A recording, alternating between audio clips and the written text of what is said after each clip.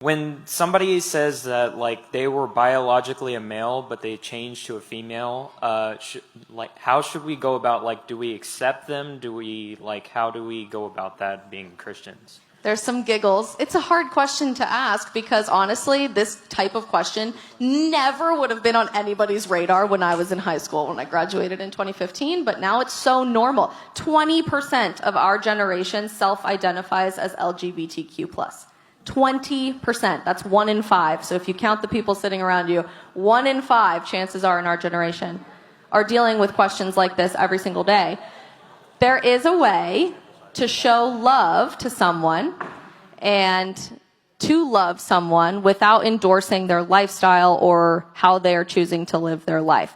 And as Christians, we are called to love everyone, including loving our enemies, but loving people starts with telling them the truth and not giving in to the lies of society. It's an incredibly difficult journey to walk right now with our generation that I think we're still trying to figure out.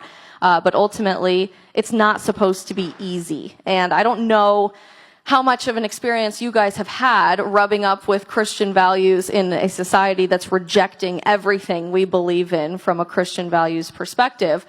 But the gospel does not say that you are going to be beloved or that you're going to have 1 million friends or 5 million followers on TikTok or have every job opportunity available to you, or even that it's always going to feel good to be a Christian. In fact, the gospel repeatedly says over and over and over again that if you dare to tell truth to a world that's rejecting the very concept of truth, and we believe as Christians, truth has a name, right? And that name is Jesus Christ.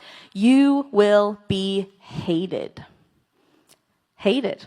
You'll be persecuted. Your safety might be threatened. I experience that on college campuses all the time. You probably saw the story of a young woman named Riley who was punched and repeatedly assaulted this week at San Francisco State University.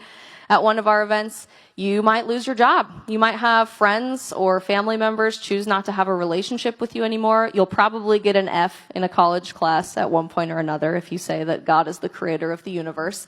That's the world that we live in today. And I don't say that to scare you or freak you out or make you feel like you have to be submissive to the demands of cancel culture and the world and the woke group of people that's trying to cancel out everything that we believe in as Christians. I say that to empower you, because instead of seeking the approval of the world, which is an incredibly temporary, finite amount of time, we have the luxury of knowing this world is not our home. The next world is. Life goes extremely fast, and the demands of culture change every 5 minutes.